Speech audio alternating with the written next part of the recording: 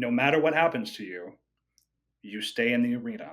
You're not always going to win, but you're always going to try. And so long as you get smarter, you will have good things that happen to you, even as other good things pass you by. And it's kind of like a mindset that you have to have if you're going to be in not even just in tech, just in entrepreneurship, probably.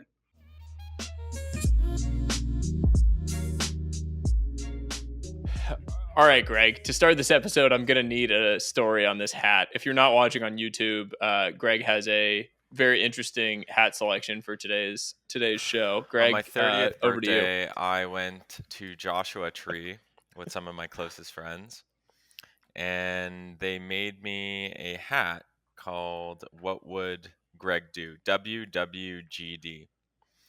And I just remember wearing this hat, blowing out the candles, 30 candles on my birthday, and just feeling like I've made it. Because if you have a hat that says WW, oh, Julian's putting on a hat. Is that a WWJD? Green What hat. would Julien do? Also a green hat. I don't know if I have a green hat line. Okay, around, guys. That's another hat that you can wear that you sort of made it. If you're wearing a spreadsheets hat. But Greg's hat, your hat has a avatar of you on there, and that avatar always cracks me up because it's your old Twitter picture. And I remember, like, because of your avatar, most people that were following you thought you were like a 55-year-old man. And when we launched this podcast in, what was that, like November of 2021, and we filmed our first episode and put it up, like half of the replies we got to the first episode were literally commenting on the fact that they thought Greg was 55, and it turned out he was actually a younger guy. People thought I was like a, mid-60s Wall Street Journal journalist. So I really confuse people. You kind of give off those vibes.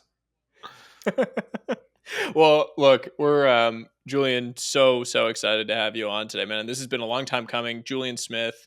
We're going to get into a lot of who you are, so I don't want to fail to do you justice by trying to define you with like a one sentence blurb at the beginning. So I'm going to actually just refrain from doing that. But you are a personal friend to both of us. Someone we both admire a lot as an entrepreneur and as a thinker more broadly. And so super excited to have this discussion with you and get to share it with everyone so that we can spend a little time getting inside your head and just having a little bit of a jam session here.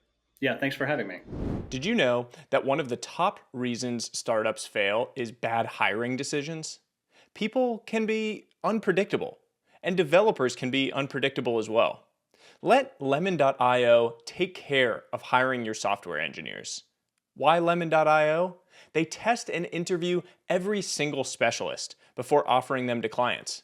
Unlike many other sites offering remote software developers, Lemon.io is sure they offer you experienced and verified devs. It's like hiring someone after your best friend's recommendation, but even better. Why? Because even the best friend can't offer you a replacement of the candidate in 48 hours or less if something goes wrong. But Lemon.io can. You'll be working with hand-picked software engineers from Europe. They'll be a part of your team. Lemon.io staff never intrudes on your communications unless you ask them to. Minimum bureaucracy, maximum efficiency. That's a win-win combination for developers and clients. So hire high-quality, verified, vetted engineers from Europe with Lemon.io and be stronger than 90% of startups on the market.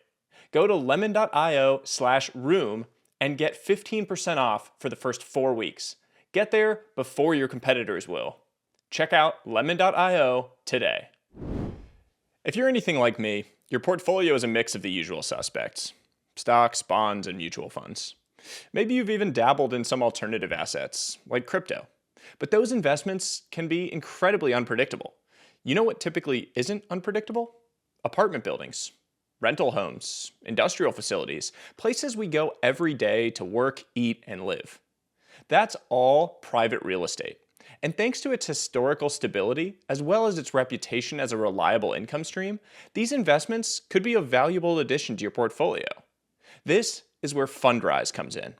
Fundrise is changing the game when it comes to real estate investing and making this powerful asset class easily available to investors like you and me. Their easy to use app lets you build a real estate portfolio tailored to meet your goals. It's a great way to benefit from real estate's many perks while adding some much needed diversification to your portfolio. So join over 250,000 other investors building a better portfolio with private real estate. Signing up is easy. Just head over to fundrise.com/room. Again, that's fundrise.com/room to get started today. So I was trying to think about like where to start on this conversation. Greg and I were chatting yesterday as we had done our research, and we're thinking about like what's the right way to frame this up with Julian, because you are, as I said, many things, and I think probably a lot of people know you for your entrepreneurial pursuits. Arguably more interesting than your entrepreneurial pursuits is your path and kind of how you formed your map of reality to get there.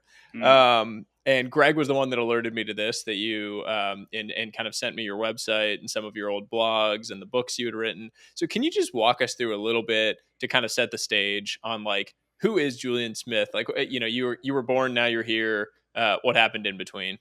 Yeah, I had to figure. So regarding the map of reality, I it's important to state that I was brought up super working class. My father was a coach, like an exec coach, but really before that, he was a teacher in a one-room school in Saskatchewan, Canada. My mother was a secretary, and so I think a lot of people in tech they were like quite well connected, maybe at the very beginning, or they went to some cool school or some other thing like that. Foundationally in my life, I'm an underdog, which is someone that believes that no one is going to pay attention, that no that I don't that like I'm never going to get a break, that no one's ever going to offer me a job, which is still really true actually even now, and that I'm going to have to really work hard for all of the things that I have to do. Now, that said, at the same time, I'm also a person who has gotten super lucky very early on in my life. Greg and I share like a few things. I don't know how much, like, I've been, some, there's a number of episodes of this I've listened to. I don't know if Greg has ever shared, like, for example, things about affiliate marketing, which I also share early on in my history, which is like these weird breaks where, like, previous to our generation, you couldn't have like some 20-year-old kid that's like, yeah, I made a couple $1 million online kind of doing nothing, and then I went on and did some other thing. But I was one of those people, and so Just it's for a people that don't combination. understand that, Mhm. what is that? What is affiliate marketing? I like it's new to me, relatively new as a concept. So like what were you and Greg Yeah, doing in those early days? You know, yeah, the little Montreal mafia of like 16-year-old that were somehow making bank on the internet, yeah. while I was like dicking around doing God knows what at age 16. I'm just You caught fascinated now. up, so it's okay. What Greg and I mean, he'd speak to his experience. We didn't know each other then, but in my background, where it came from is I was one of the first podcasters in the world. That's not, I don't know, it's really a thing you should be that proud of. It's interesting, but because of that, there was no way to monetize podcasts back then except for coupon codes. And as a result of coupon codes, because you could say a coupon code on a podcast, right? The result of that, which I've heard you do, is an ability to attribute a sale to a podcast. And so I got really good at hustling coupon codes back in 2004, when I was 25 or 26 or 27 or something. And that is how I switched from having like a real shitty job, going back to the history, like no college degree, dropped out like 5 6 times, working a customer service job, to recording a podcast, and all of a sudden I had an online income out of nowhere. And so to back to the map of reality, it's kind of like I'm gonna have to keep working hard, but if I keep working hard, I don't know where the breaks are gonna come from, but I'm gonna get some. Right? It's kind of like how It's I like think about what I do. yeah, it's like this whole idea of like creating luck, which I've written about and talked about a lot. It's one form of that is and I think Naval has written about this in the past, but you just like move around enough and create enough motion in your ecosystem that you're just bound to get lucky, because you're Mhm. literally, if you were like an atom entering an ecosystem and you're just like shooting around, banging into things, like crashing into stuff, somehow, some way, there's going to be some lucky thing that happens to you as a result of all that motion you're Mhm. creating. And I always love that as like a generalized mental model around these things, especially for young people, because I think it's Mhm. something that anyone can do. You don't have to be an expert at something yet. You can just create a lot of motion and figure out Most your expertise of as you go. That's true. The other side of that is it means that you're going to miss some. Hmm. You're gonna go out, and it's like one of the things is I used to take those things really personally. It's just be like, oh, I came up with this thing, and then like, but a good early example is being very early in podcasting, so early that I was obviously too early, right? And so it's like we used to talk about, it's gonna kill radio, and it was my first job. I got hired. My podcast ended up on Sirius Satellite Radio in 2000. I feel like 6 or something like Oh my that. Like gosh. that's a big break, but it's such a big break in such a small ecosystem back then. It turns out that doesn't fucking matter. And Yeah, so being you're early is the like, same thing as being wrong. it's right. Yeah, exactly. And so, and so you're gonna get some lucky breaks, presuming the hamster wheel keeps going and you keep staying on it. But at the same time, you're gonna miss some, and when you miss some, you have to just like take the L and move on, Yeah, the kind of. question is how painful those misses are, and like if they damage you or if they compound in the long run. I've always thought, there's like something I've thought about recently is like, if you're using like a fighter example, if you're kind of a fighter and you take like a glancing blow, someone like almost knocks you out, but it like kind of slips off. There's like two types of people. There's the person that is like, oh, phew, I'm good. Don't worry about it. Like he missed Hmm. me. And then there's the person that's like, what did I do Yeah. that exposed me to that? Like, what did I learn from that situation right there? Why did I Hmm. take that glancing blow? And how do I avoid that in the future? And the second person is obviously able to like compound on the positive experience from taking the Hmm. glancing blow, where the first person is just as likely to take a knockout blow on the next punch because they For didn't sure. learn from that first one. So it's an interesting thing, I think, like what you're talking about as you learn, as you create that motion, what are you doing to learn from those L's, Yeah. and actually build upon them rather than just have them be, some L on your scorecard. It's difficult because when you do this, when you take them, you also all of a sudden realize your own vulnerability. Like I remember the first time I went out surfing way too far, way too early, and as a result of doing that, like I almost drowned at least once, right? And so Mm. that's when you're out there, and I remember this happened. It's like a critical moment in my life. I'll never forget it. I was saved. Well, I mean, there were a lot of surfers around me, so I probably wasn't going to drown. But holy shit, did I ever feel like I was going to drown? Mm. And so what it does is it creates this kind of vague PTSD or maybe acute PTSD from something that traumatizes you. That could be a business failure, or it could be very visceral, like what I'm describing right now. And the hardest part as you get older and you have more like experience under your belt doing these things is to retain that kind of fearlessness, right? And that's why Peter Thiel, who by the way, like all of these people who we used to like just quote without any repercussions, now we quote them and we're afraid to do so because they've gone off the rails in some cases. I don't agree with everything he says, but he would be like, no, you don't want failure. People in startups talk about failure and really embrace it. To a degree, that's true, but at the same time, the fearlessness is so incredibly valuable. Like Breather, I would never have started such an ambitious company as a second time company because it takes so much balls to be able to do that, to do this crazy radical off the wall thing that nobody had really even conceived of existing. As a Yeah, third startup, that's really hard, right? I was going to ask you guys this, as like both of you, are builders and you've tried, tested, failed, succeeded with a variety of things over your careers and lives.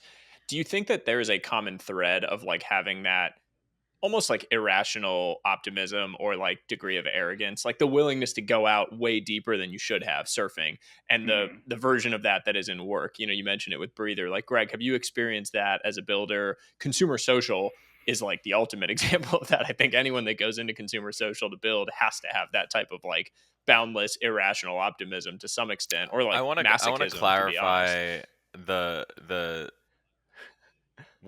sort of where we came from and how that impacts who we are.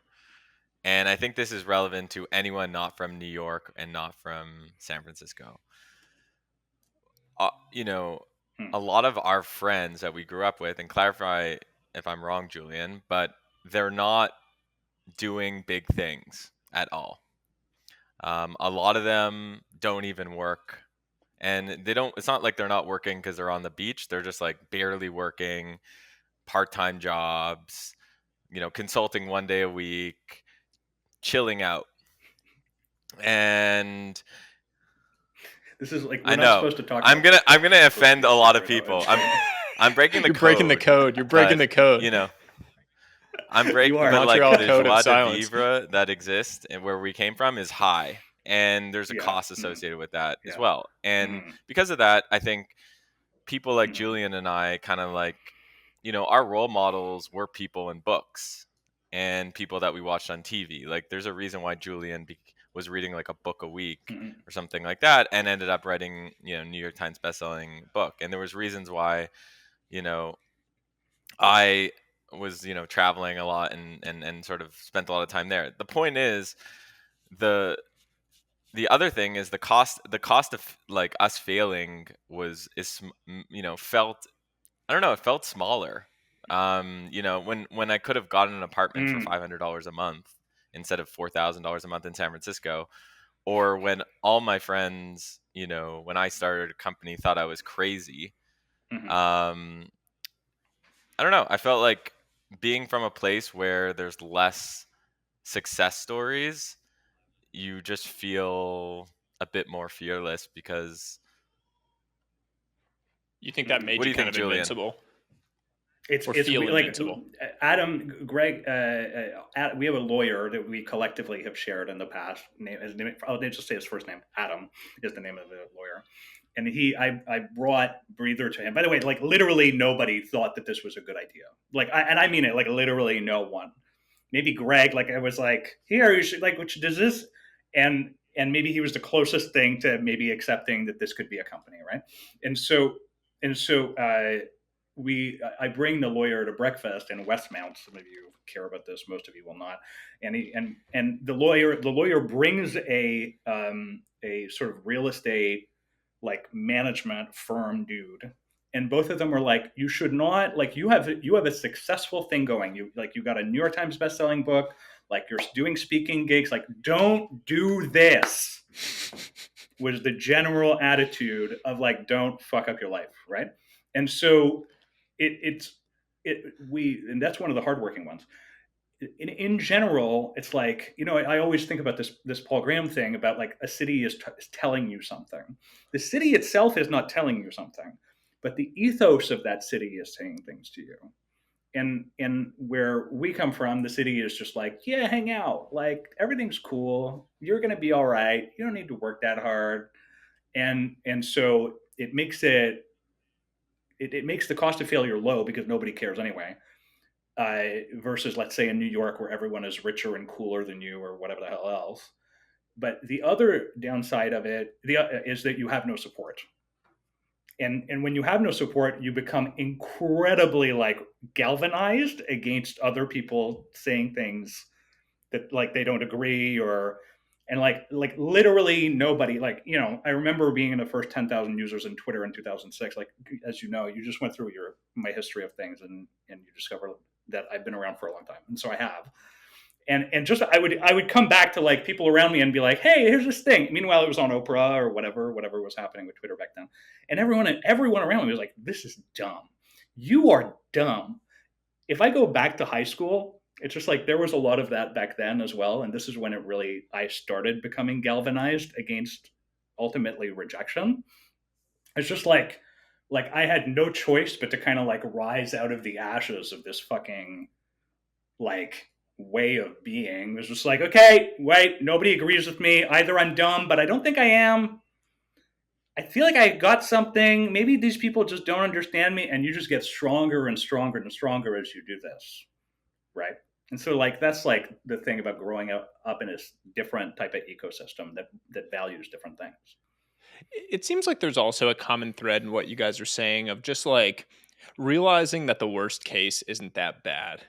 I've always Greg, I've talked to you about this recently. Like I've had these deep seated fears of certain things. One of my deep seated fears is like people calling me an idiot, like people realizing that I'm an idiot, like an imposter syndrome thing of Hmm. like, oh my God, they're going to figure out that I'm an idiot and that I don't belong here. And like for the longest time, I've just been like, oh my God, really careful about everything that I say everywhere because I was just worried about that. And then I kind of got dragged on the internet for something that I said, which, was probably like not really well thought through, and probably naive, fair. But like a lot of people called me an idiot all at once. And I texted Greg and I was like, there's sort of this funny feeling of like once it's happened, you Hmm. realize like, oh, I'm still here. Like I got punched in the face a whole lot there over and over and over again by like my biggest fear, like something I really deeply, viscerally did not want to ever happen to me. And I'm still standing here Hmm. and we're still having this conversation. I still have friends, like people still care about me. It's okay. And I think that there's like a common thread there as well of just like that realization with entrepreneurs that the worst case, you fail. Like the thing you thought was going to work is not, and you kind of pick yourself up. And like American law has great bankruptcy laws, and you can like make your way and reset the clock and figure out how to go do your next thing and take another shot at it. And there's plenty of case studies of people who have had that happen and then had their Hmm. amazing success on turn 3, 4, or 5. It's very true, and at the same time, you are always thinking because you're watching the media not the media with capital M, but you're watching various forms of like info that is being pushed back at you, and the media is driving this narrative of you're young, probably your parents are rich, probably you have a reality show, probably you're thin and successful and like all of these other things, and you're like you look at yourself in the mirror, whoever you are, it doesn't really matter, and you're like, but I'm ugly and stupid. And so and it doesn't matter how many successes you have under your belt, there's still a part of you that's still trying to fight that. I was listening to your Josh Wolf thing the other day, and it was incredible the transparency of someone who's obviously done really well and who's well respected, but who at the same time it, uh, it allowed him to be even more clear about what his weaknesses are, and I really respect that because it takes even it takes a lot. It especially takes a lot as an entrepreneur because as an entrepreneur, it is especially like this the culture of we're doing well, I'm doing well is so consistent and pervasive. But as a second time entrepreneur, I will tell you something that I really learned in my first company, venture back company. I really was like, we're doing well, everything's going great. And I did this. I trumpeted this attitude of positivity. Now what I do is I say, here's the things that are going well, here's the things we need to work on. And I think that understanding that there's still something to work on. First of all, it gives an impression to me that of me that people are like, oh, he actually knows what he's doing. He's not just like relentlessly trumpeting optimism all the time. And then the second one is I get to then like normalize the fuck ups, which is like, yeah, we don't know this yet, and we don't understand this yet, and we don't understand yet this yet, versus saying one thing and believing another, and having that difference between the outside world and the inside world cause you to like fucking have anxiety attacks or whatever it is. Yeah, you talked about a lot of this in one of your blog posts. Like when I was going through and reading some of your old blogs to get a better understanding of you prior to the episode. One of your like best blog posts is Mm-hmm. is called "The Complete Guide to Not Giving a Fuck," Okay, there we and go. it's so good. Like, highly recommend people go Mm-hmm. and read it because it's amazing, and Mm-hmm. I just super thoughtful. Can you talk a little bit about that piece? I mean, like Mm-hmm. people know this concept because of a book that came out. Although I'm checking the date stamps on it. Your piece Yeah. came out April 2011. That book came Yes. out in 2016. So I'm going to ask Yes. you about that as well. Yeah. And But and it's um, ironic that I was an author of books then, like at that uh, time when that piece was written at the same time, right? I hadn't started a company. So I don't really talk about this because it's one of the things that I sort of move past, but I'll talk about it here with all y'all because we know each other and so on, and it's like whatever. But I don't want to be one of those people that is like, but look at this thing before it, because you know what happens in tech is all these people are like, but I invented Twitter before 5 years before, and then you're like, no, you fucking didn't. You fucking invented a stupid thing. And so here is the story. The story is in 2011. I guess I published this blog post, which you can look up. And the reason it was so successful is because, from an SEO standpoint, my website was excellent, and my affiliate marketing business was based in SEO. And so when I wrote this piece, all of a sudden I ranked number one for years for how to not give a fuck for years. And so 10,000 visits a day or some shit would go to my website with this idea of not giving a fuck, right? If you think about it, it's an incredible, like, a thing that lots of people want. And so I did write a book then, which was extremely well read at that time, and even today that still I get message about, called Flinch, which is about this idea of making sure not to shirk away from things that you're afraid of. And then I wrote another book, which is Portfolio Penguin, which is called The Impact Equation. After those three books, I went and I started Breather. But alongside that happening, probably what happened is that, and this is the part that I kind of try not to talk about, because I don't want it to seem like sour grapes. Well, I asked about it, so I know, I understand. Yeah, typically I would not bring this up. Is this thing continued to rank number one for Complete Guide to Not Giving a Fuck for literally forever, and then along the line some kind of thing happened, and then it became a book, and then I started seeing it in bookstores. And I'm not saying, because I haven't read this book, and by the way, I have no intention of reading it ever, but lots of people have read it. I went to Italy one time, and I saw somebody reading it next to the pool, and I was like, man, this is really weird. But this is one of those things about staying in the arena. No matter what happens to you, you stay in the arena. You're not always going to win, but you're always going to try. And so long as you get smarter, you will have good things that happen to you, even as other good things pass you by. And it's kind of like a mindset that you have to have if you're going to be in not even just in tech, just in entrepreneurship, probably. So I appreciate you sharing that, because I know that it's not something you've shared publicly before. I have read the book. I thought your blog post was better, just for what it's worth. Don't tell the author of the book. But no, I mean, look, it is it's another example of like one of those moments in your career that at the time feels damaging and you wrestle with, and you're like, everyone talks about, this is something I just think about a lot. We all talk about like, oh, failure leads to growth, or like dark times, darkest before the dawn. Like there's all these cliches and adages, and I'm just as, responsible, because I spout them on Twitter all the time. But the reality is that like dark times, failures, whatever, they just fucking suck.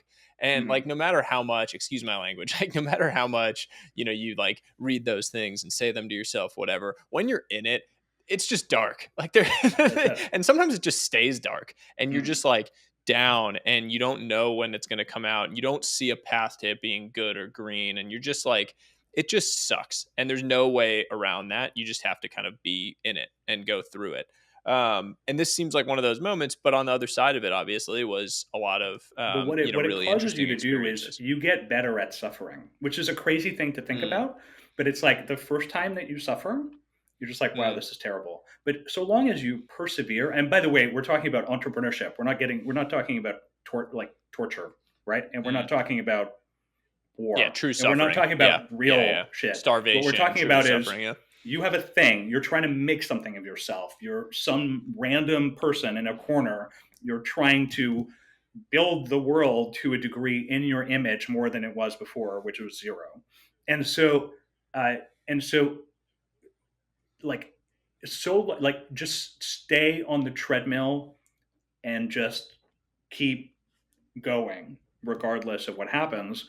And then as those bad things happen, you become much better at handling them. This is why I don't have to say, like my company is doing quite well. Thank you, by the way. You've both been a part of the last financing, and that's awesome. And thank you for that.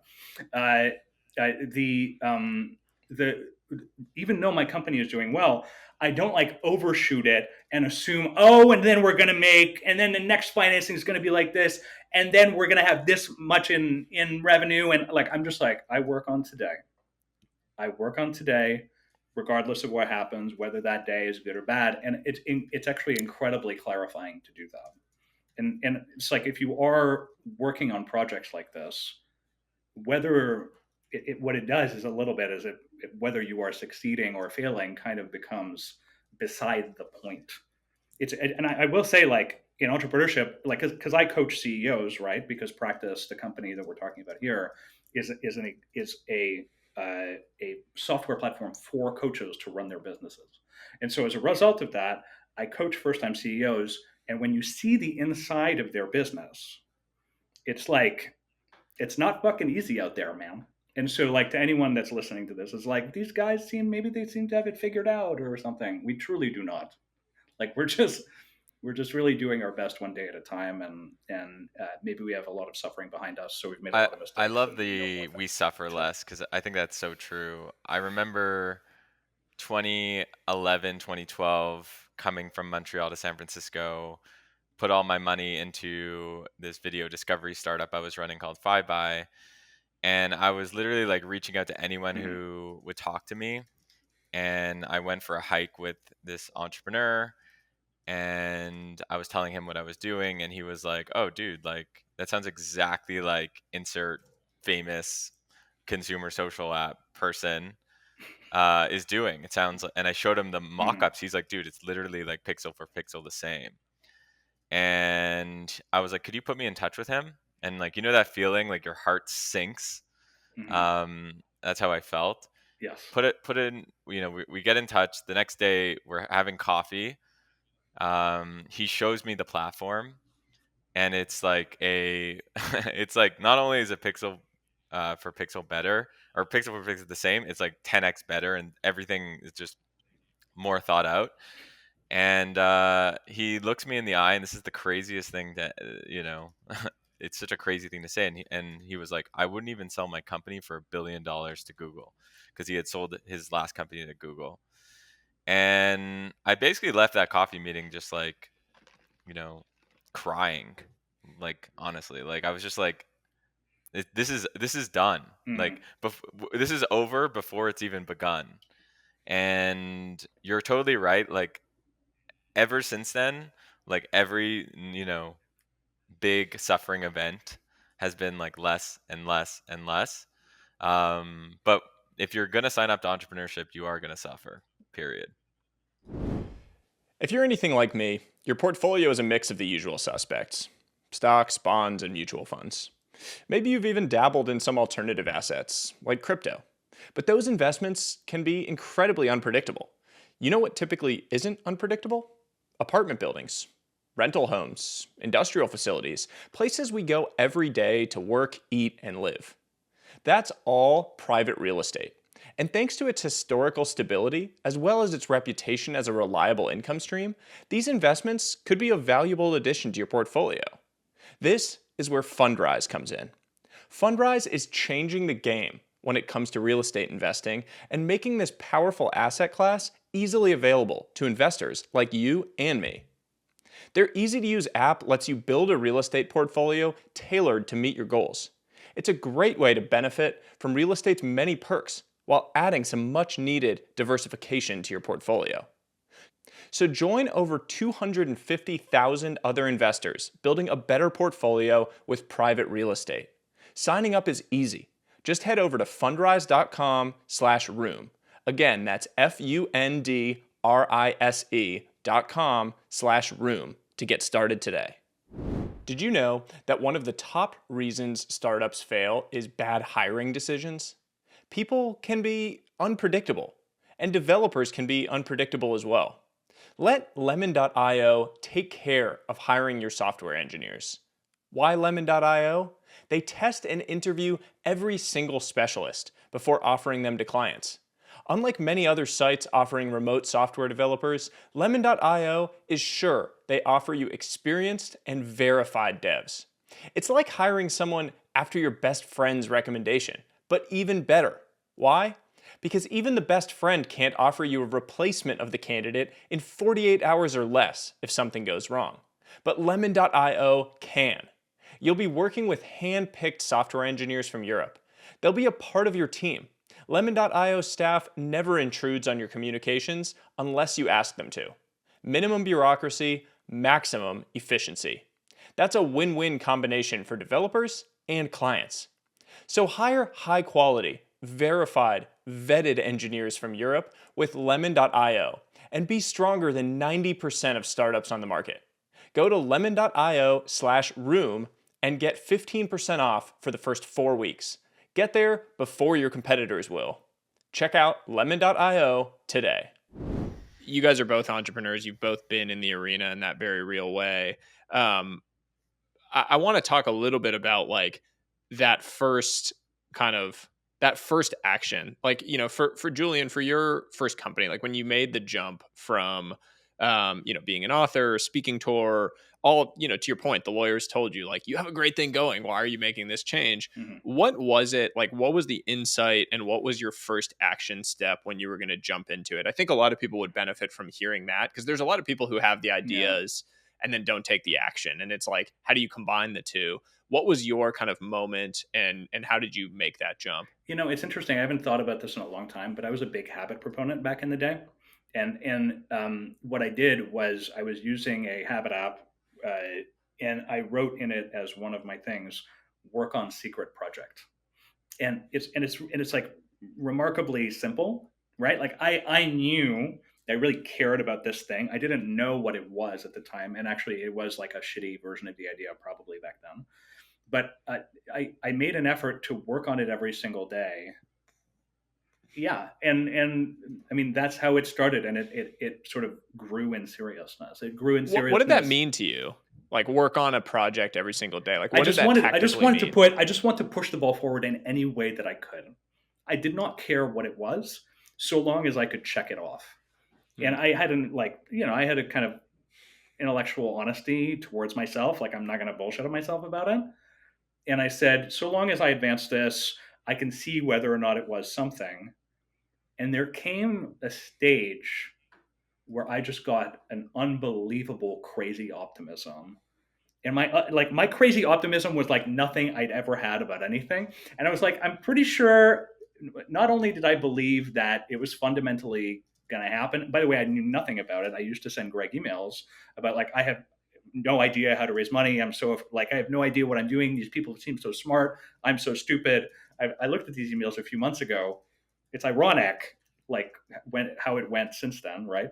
But like I really believed that I knew nothing and that I had no path to doing it because I didn't know anybody like that. Like back to the network, I had nobody in my world.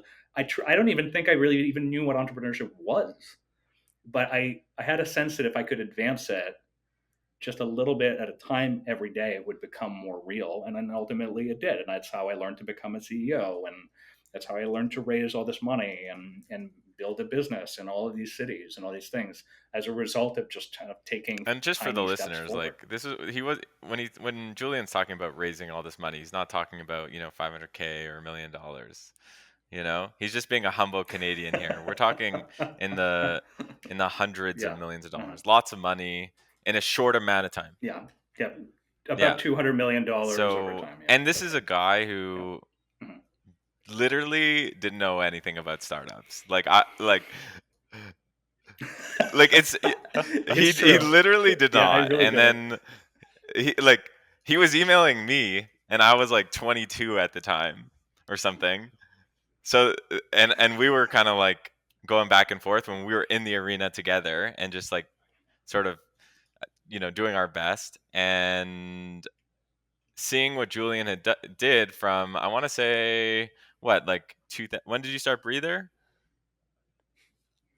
13. Yeah, so 2013. it's pretty inspirational because in a matter of a few years going from not knowing much about venture backed startups to 0 to 1 hundreds of employees, hundreds of millions of dollars raised, coming from a place that's, he didn't graduate from Harvard or whatever, wasn't living in New York or San Francisco, had no existing network. Like he bootstrapped it, and he did it because he treated it like a job. I'm looking at the emails right now, and I'm looking at them, and it's literally me like kind of vaguely, not like it's like an egalitarian relationship. It's two people speaking equals, but literally me going, I have no idea what I'm doing. Do you know how to raise money? Because I don't, and I don't know anybody that does. And he sent me these shitty like decks from 2012 or whatever it is, and I don't even know how I got over the hump, to tell you the truth. But I will say that we were lucky. Like I was lucky because I would be able to, for example, I called Gary Vaynerchuk on the phone. It's like a story I'll never forget in my life, because I have some of the history that probably many people don't know is I have epilepsy. I don't have a lot of seizures, but I worry about seizures a lot, and sleep really meaningfully affects whether I have them or not. And so I'm sitting in the back of an Uber back when they were just limos, and I'm taking this call with Gary Vaynerchuk because I happen, like, we know each other from the book world, right? So I am kind of more networked at this point because I've written a couple books, blah blah blah. And so I'm lying down, like fearful of whether I'm going to have a seizure or not, which I don't, obviously. And I'm like, hey, and I say to the dude, like, do you mind if I lie down in your thing in the back seat? And I'll never forget what he said to me. He says, sir, while you're in my car, you are a king. I was like, wow. I take the call from Gary, and he goes something like, I don't have time to advise, because I was like, well, he even like, does he really know me that well? Is he? And he's like, yeah, Julien has been around a super long time. Yeah, I'll definitely invest, no problem. And he just gives me basically my first money right there. So it's like we do have those advantages, but at the same time, like, it requires some happenstance for people to just give you a shot. And that's the thing that I really never forget. And I remember talking to somebody about this recently. It's like I will never forget people that give me a shot. Greg, to a degree, is a person that gave me a shot, being willing to kind of like help me out in learning how to do this. And as much as possible, whenever I find smart people, I'm just like, I want to give them a shot. Yeah, it's like, the people that there's kind of two people that you never forget. People that gave you a shot and people that were there for you in your darkest times. I always think about that. Like, you can count on two hands the people in those categories for you, and they are so impactful, and you never forget them. Like, the person that is there for you, I call them darkest hour friends, but like the person that is there for you when shit is really bad, because it's just not convenient. It's not cool. It's not positive for them. Like, everyone wants to be there when you raise a bunch of money and there's like the celebration of the round, and everyone's going to be there for you, Julien. We're going to be like, yo, this is sick. Let's go party. We go to Vegas. You just raised $100 million. Awesome. Yeah. But like, how many of those people are there when the shit goes belly up and it's not working, and you're having to fire sale it, like whatever it is? Like, how many of those people are still there? And it's very few, unfortunately. But those people that are the people that then come up over and over and over again in your life, and that you want to be there with, in the trenches with. Yeah. And it's interesting because, like, I have to say, I have these old friends of mine, again, from like back in the day, that I stay friends with, and I've been friends with them since high school or college. But increasingly, it's like your friends kind of have to be entrepreneurs. It's not like universally true, but they just like get you in a way that other people do not. And there is this mutual understanding. And again, like, I'm making these weird analogies. It's like two people went to war. We do not go to war. Not really.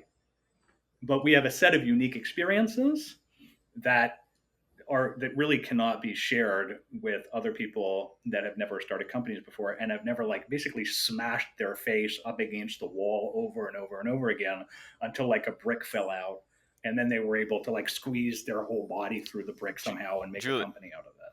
Like, those people Julien, that have done that. Yeah. I want to talk about this because, and we haven't talked about this, privately at all. So I'm just curious your perspective.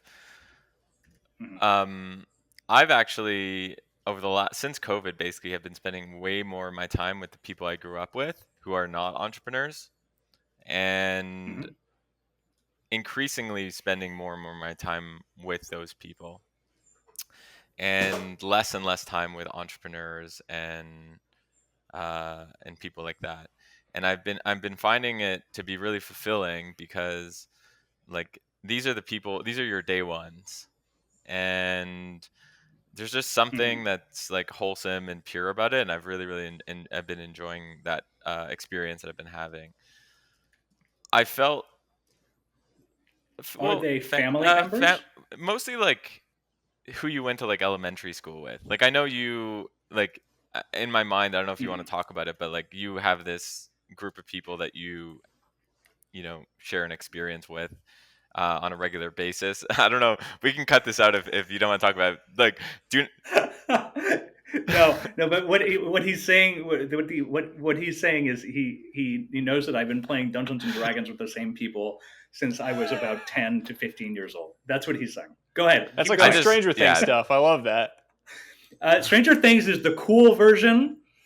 This was way before that Well, I by a mean, I lot. actually Go really on. that's like what I respect about you. One of the things I really respect about you, Julian, is that you have both worlds. Like I feel like you spend time with people who um, are are entrepreneurs who are building incredible things, investors, that sort of thing. But you also, even when you had raised all this money and you built this huge company, or you're starting a new company practice and it's starting to scale, you're still making Mhm. time for those day ones, and that's really like I respect that, and you know that about me like too. Like Mhm. I really like I wouldn't want to lose that wholesomeness and purity.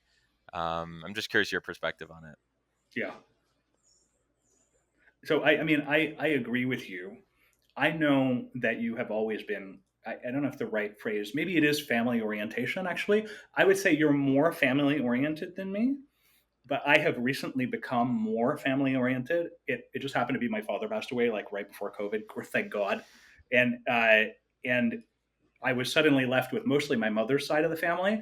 And I found that I could bond with them in a new way, which I've now begun to do. And all of a sudden, I feel like I'm part of the family, almost like a clan in a way that I didn't think before. But I distinguished that from these early, long-standing friends of mine that I've had a really long time, and that probably are the people that keep me grounded. Because otherwise, my identity would have been too attached to I run a startup. Oh my God, like I'm the second coming. And then if the company is tanking, then I'm tanking and I'm worthless. But I had this kind of like separate ability to identify, like I had a separate ego where I felt, because of the fact that they never cared. And even now, I'd be like, oh yeah, I raised like $25 million and seems to be going pretty well. And I met Warren Buffett or whatever random thing. They're just like, I don't care. I don't care. It's incredibly comforting, right? Because clearly It they is gotta good to love have you for people you. around you. Yeah, It's good to have people around you that just don't care at all about the thing that other people would be like wowed by. It's just like it's that's grounding and true. humbling at all times. You're totally right. But I think that to a degree, people like us, you kind of admitted it, and I'm admitting it here, is like we're trying to prove something to other people, like maybe our own self worth. Maybe we're trying to prove it to ourselves. And so when someone doesn't acknowledge that, then you're just like, okay, you like me for me? Like that's weird. Why? I I don't guess it get it. depends on I guess it depends on who it is in your life. Like there are very few people that I think most people are willing to be 100% authentically themselves around. And you can say that you are that way around your partner, spouse, etc. I would argue that most people actually still aren't. They're still Hmm. like presenting a, better version of themselves because it's very difficult to be like truly open yourself up in every way. I think maybe with like your parents, you're that way, or with probably not with your children, but maybe with your parents, you're willing to be that way. Hmm. But it's like a scary thing, right? Like I remember the big moments of my life, like big turning points of like going to school and going from being like big fish in a small pond to going, I went out to Stanford to play baseball and I was like really bad at baseball relative to most of the players on the team and not very smart compared to most of the students in my classes. And that imposter syndrome that I felt and that insecurity that I felt was like highly motivating, but also like quite disturbing at times. I mean, just like dark feelings of Hmm. constantly being stressed and like it's like the duck syndrome of everything looks fine on the surface, and you look and you're like, oh, everything's great with this person. I think we constantly do that, by the way, with entrepreneurs. We look at these people that have made $1 billion or made $100 million, and we say like their life must be awesome, man. That like so cool. They must be happy all the time. They must be great. And the reality is that a lot of these people could best be described as tortured. I think I heard like Patrick O'Shaughnessy maybe say that or tweet that about amazing people he had talked to. A lot of these people, like, there's real downsides to having this unbelievable ambition and drive to go achieve more and more and more. There's a darkness on the other end of it that comes as part of that kit, quote unquote, that is very, very real. Yeah, I often refer back to this whole story about the John Rockefeller Sr., who was the richest man in the world at that time, and who was an incredible family man, but also super stingy, even inside of his own family. Like totally terrorized people like John Rockefeller Jr., we know as the person who built Rockefeller Center, and who was a cutthroat monopolist, but at the same time uh, was able, due to his monopoly of oil, to stabilize the price of oil, and as such, enable stuff to be built on top of it, which could not be done when you had all of these oil fields that some of which were being built and some of which were going bankrupt and all these other things. Instead, he silently bought them all underneath, right? And so you got. Oh, and by the way, later on, like was able to revolutionize medicine as a result of all of the funding that he was able to give it and turn it into a real science. Many people say. So you've got these people that like we just have to give up on them being normal. Like the idea that we should just be able to carte blanche think of them as being successful and they're just great. And if you meet them, it's going to go well. Like it's not. Like we are close to these people.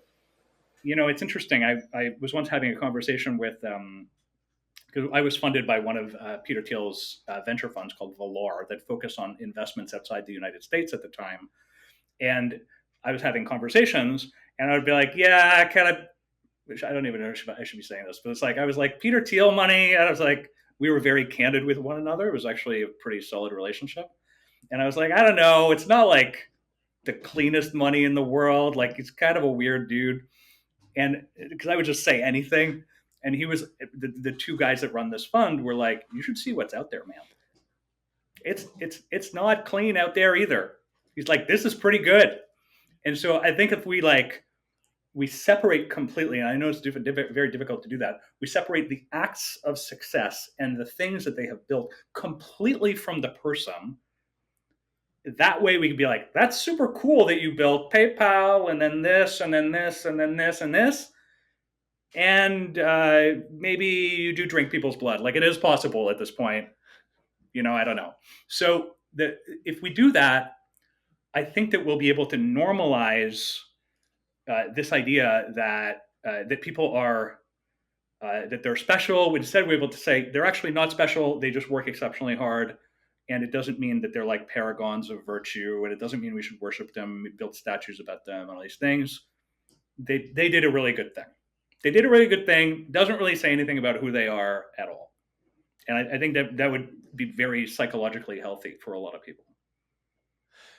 So before we get to the end of our time, I do want to just get into the weeds a little bit on Julien, on what you're building now, and sort of like the indirect and direct ties to what you had worked on before. So Breather, for people that aren't familiar, was like, unique spaces. Like you could, book spaces to get a breather, which, like, by the way, it might have been early for its time and maybe there were flaws in it, which you can talk about separately. But it's like a great concept, right? Like everyone wants a breather.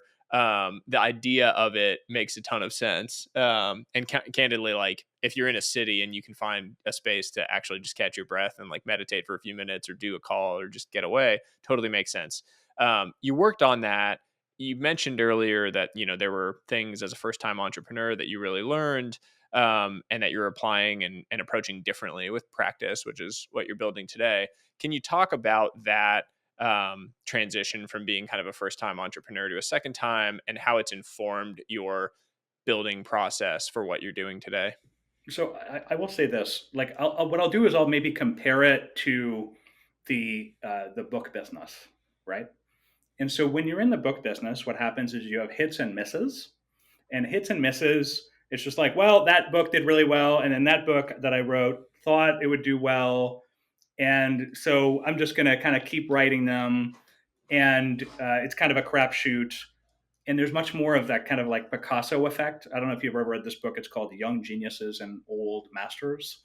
And the book Hmm. is about the two paradigms for how to become better. One of them is you have a game changing thing that you do early in your life, like Picasso.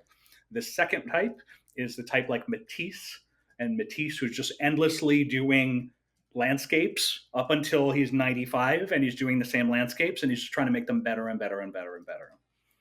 And so even though I have had these moments in my like kind of like earlier years where I was able to do these kind of vaguely kind of young genius moments, I have settled into a state in which I'm just consistent, just working on the process to improve.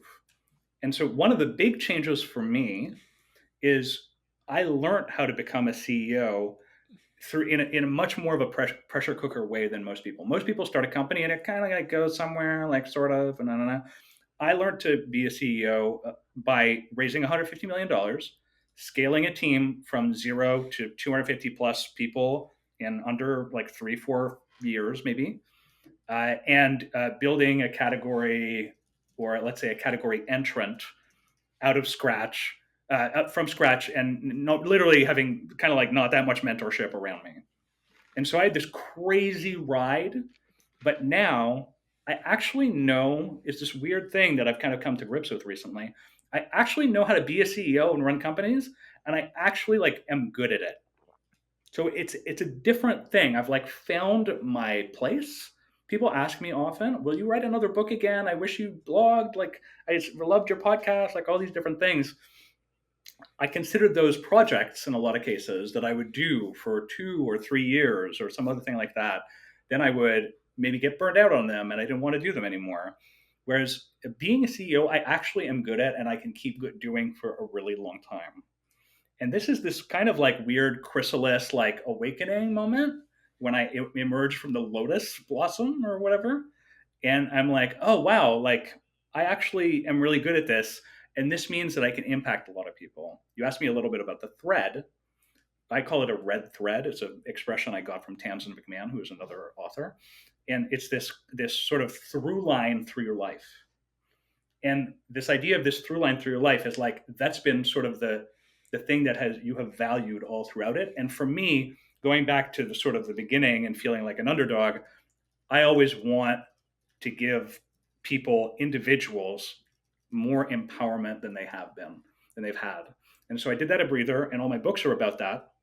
And practice is really intended to serve solopreneurs. So it's kind of the same thread all throughout. And I realized one of the things you realize when you start a company is you kind of only have a shot at a couple shots if it's going to work well. And if it is going to work well, like you've had, for example, Alexis Ohanian on this show, it's like you don't have like 50 shots. You've got like probably 5 to really make a difference at something. And I thought, well, what is it that I really care? And I went back throughout my life and I said, what are the things that I cared about today at my age, but that when I was 20, I still cared about? So those are the through lines. And I went through them, and there's not a lot of them. And I said, those are the things, probably the only things that I can start businesses doing, because it's the only thing I'll still care about in 10 years. And one of those was this idea of individual empowerment and being able to help individuals and allowing them to like become better and to get higher leverage and be more successful with little. And so that's why I started this business. And that's probably that deep care that I have and that my team has today is probably one of the reasons we're successful. Do you still enjoy it?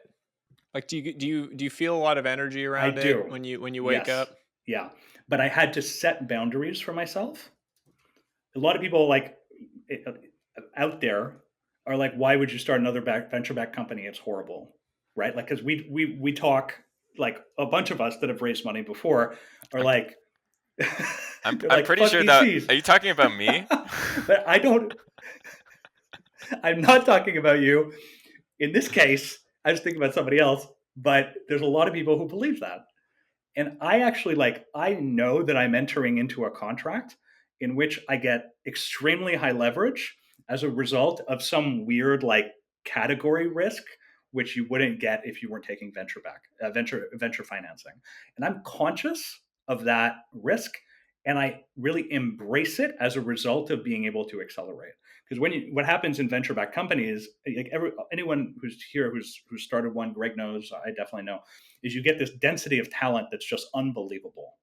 And you meet people, you're just like, holy fuck. And by the way, one of the people is someone that you referred to me, dude, is that literally we were looking for an onboarding specialist. We hired somebody, and they were someone who listened to that followed y'all's Twitter feeds and listened to this show.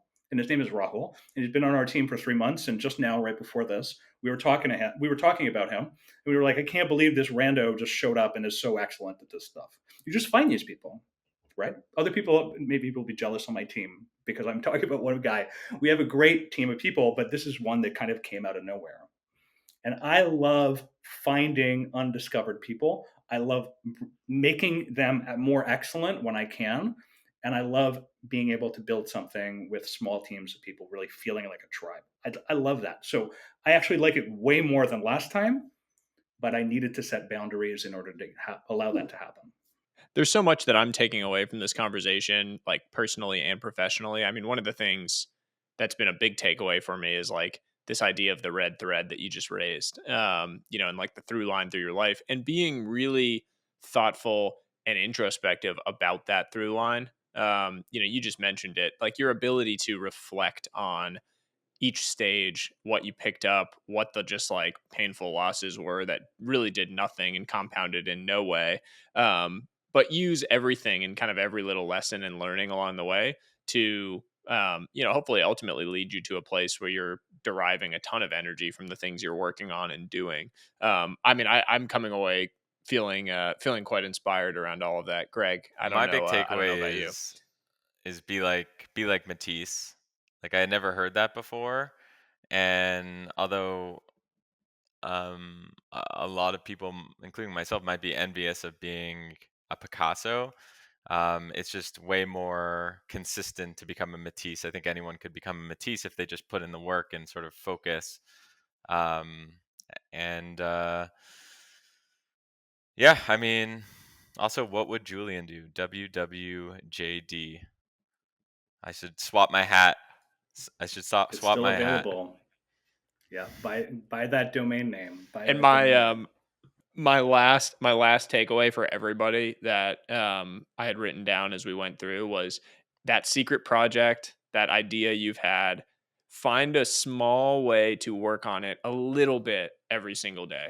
And I love that when you said that, because it was like, it takes the intimidation factor completely out of it. If you just think of it as like, I'm going to do 15 minutes on this thing a day. I have this like 30 for 30 idea where you just spend 30 minutes a day for 30 days. And at the end of that, you have 900 minutes of accumulated effort on something. It's bound to make forward progress during that period. And that can be anything, cardio, workouts, whatever it is, writing, etc. But like a secret project, if you just find one small way to push the ball forward every single day, it's pretty amazing what you can accomplish in a short period of time. So that was my one final takeaway to leave people with. This was awesome, Julien. Where can people find you and practice? I practice is at practice.do. D-O. I'm at twitter.com/Julien. And you can just Google me. I'm all over the place. But thanks very much for having me. This is true. And if you are a solopreneur, Greg and I are both biased, as Julien said, as proud investors in Julien and in what he's building. But they're building an amazing operating system and platform for solopreneurs to effectively do their work and scale and grow and empower them. So really proud to be investors, proud to be your friend, and excited for everyone to get to listen to this and hopefully take things away from it. Thanks, man. Thanks so much for having me. Thanks so much for listening to today's episode. If you have any questions that you want featured in a future episode, email us at hi@trwih.com. Leave us a review at Apple or Spotify to help us grow the reach of this podcast. Until next time, we will see you soon. Don't let them see your joy, cause they just want you in that same old predicament. Misery, love a company, think on it, pray on it.